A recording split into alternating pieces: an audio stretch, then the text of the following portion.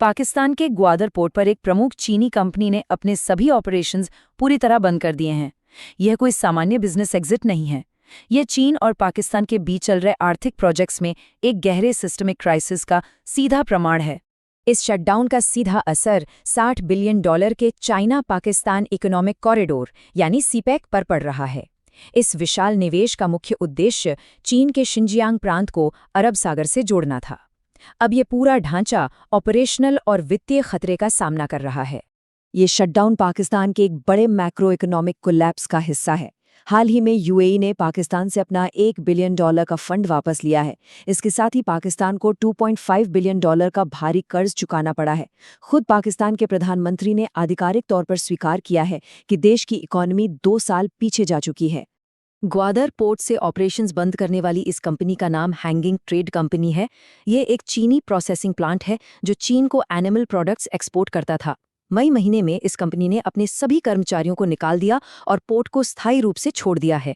Company ने अपने exit के लिए एक स्पष्ट आधिकारिक बयान जारी किया है। उन्होंने अपने नुकसान के लिए किसी सामान्य कमर्शियल रिस्क को जिम्मेदार नहीं ठहराया। कंपनी का कहना है कि वहां बिजनेस करने का माहौल पूरी तरह काम करने के अयोग्य है और ये एक सिस्टेमिक स्टेट फेलियर का नतीजा है। ये पूरी स्थिति एक गंभीर ब्यूरोक्रेटिक ब्रेकडाउन को दर्शाती है। कंपनी ने एक्सपोर्ट के लिए मीट प्रोडक्ट तैयार किया था, लेकिन कस्टम विभाग की अप्रूवल प्रक्रिया में अत्यधिक देरी के कारण प्रोडक्ट की शेल्फ लाइफ खत्म हो गई और सामान खराब हो गया। इसके परिणाम स्वरूप इन्वेस्टर्स को भारी लॉजिस्टिक कॉस्ट उठानी पड़ी और उनका रेवेन्यू शून्य रहा। ये घटना स्पष्ट रूप से सिस्टमिक नॉन कमर्शियल रिस्क को सामने लाती है। इन रिस्क में भारी राजनीतिक दखलंदाजी, मनमाने नियम और अचानक पॉलिसी में बदलाव शामिल हैं। इस तरह के अनप्रिडिक्टेबल माहौल में विदेशी निवेशकों के लिए ऑपरेशंस चलाना असंभव हो जाता है। प्रशासनिक विफलताओं के साथ साथ फिजिकल सिक्योरिटी एक और क्रिटिकल खतरा है। बलूच लिबरेशन आर्मी लगातार चीनी नागरिकों और प्रोजेक्ट्स पर हमले कर रही है। इन हमलों के कारण प्रोजेक्ट में देरी होती है और इंश्योरेंस कॉस्ट इतनी बढ़ जाती है कि प्रोजेक्ट आर्थिक रूप से अनवायबल हो जाता है। इस सिक्योरिटी अस्थिरता का मुख्य कारण लोकल स्तर पर होने वाला भारी विरोध है। रीजन के रिसोर्सेज का इस्तेमाल हो रहा है, लेकिन नौकरियां मुख्य रूप से बाहरी चीनी वर्कर्स को दी जा रही हैं। रोजगार की कमी और लोकल लोगों के विस्थापन ने क्षेत्र में तीव्र चीन विरोधी भावनाएं पैदा कर दी हैं। जब आर्थिक और सुरक्षा का माहौल पूरी तरह विफल है, तो इस स्थिति में ये प्रश्न सामने आता है कि बीजिंग इस पोर्ट को लगातार फंड क्यों कर रहा है। इसका कारण पाकिस्तान का विकास नहीं, बल्कि चीन का अपना एक स्ट्रैटेजिक और भू-राजनीतिक लक्ष्य है। इस लक्ष्य का सीधा संबंध मलक्का डिलेमा से है। चीन अपनी ऊर्जा और तेल आयात के लिए मुख्य रूप से मलक्का स्ट्रेट पर निर्भर है। किसी भी सैन्य संघर्ष की स्थिति में इस समुद्री रास्ते की नाकेबंदी चीन की पूरी अर्थव्यवस्था को रोक सकती है। यह चीन की सबसे बड़ी रणनीतिक कमजोरी है। भारत का ग्रेट निकोबार मिलिट्री बेस चीन की इस कमजोरी को सीधे चुनौती देता है। अंडमान और निकोबार में भारत का तेजी से होता सैन्य विकास संभावित कॉन्फ्लिक्ट के दौरान इस क्रिटिकल शिपिंग लेन को मॉनिटर और कंट्रोल करने की क्षमता रखता है।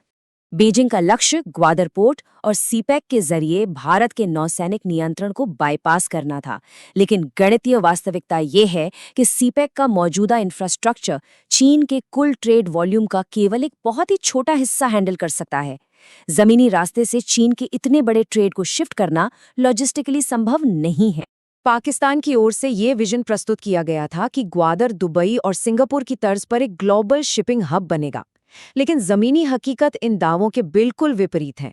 आज ग्वादर में गंभीर इंफ्रास्ट्रक्चर कमियां मौजूद हैं, कार्गो टर्मिनल्स खाली पड़े हैं और इंडस्ट्रियल ग्रोथ पूरी तरह से शून्य है।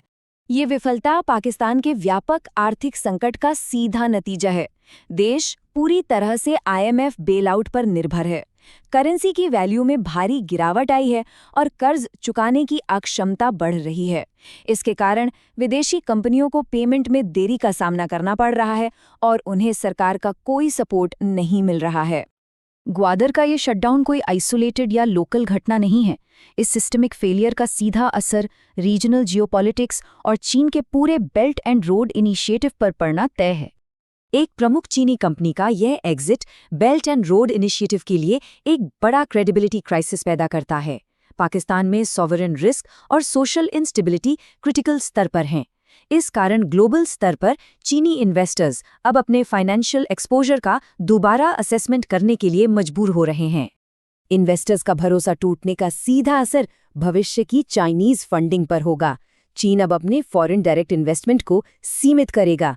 पाकिस्तान को भविष्य में कोई भी नया फंड देने से पहले चीन अब बेहद सख्त और अधिक डिमांडिंग वित्तीय शर्तें लागू करेगा। भारत हमेशा से पाकिस्तान के कब्जे वाले कश्मीर से सीपैक के गुजरने का विरोध करता रहा है। ग्वादर पोर्ट का ये वर्तमान आर्थिक और सुरक्षा फेलियर भारत के इस रणनीतिक रुख को तथ्यों के आधार पर पूरी तरह प्रमाणित करता है। इस एग्जिट के बाद पाकिस्तान का प्रशासनिक पैनिक भी सामने आया। चीनी कंपनी के जाने के तुरंत बाद पाकिस्तान ने अचानक उन एक्सपोर्ट बैकलॉग्स को क्लियर करना शुरू कर दिया जिन्हें पहले कस्टम ने रोक कर रखा था। यह स्पष्ट रूप से साबित करता है कि उनका गवर्नेंस सिस्टम प्रोएक्टिव नहीं बल्कि पूरी तरह रिएक्टिव है।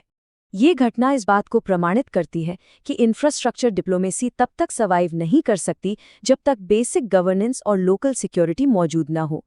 संस्थागत स्थिरता और लोकल सपोर्ट के बिना अरबों डॉलर का फिजिकल इंफ्रास्ट्रक्चर खड़ा करने का कोई व्यवहारिक अर्थ नहीं है।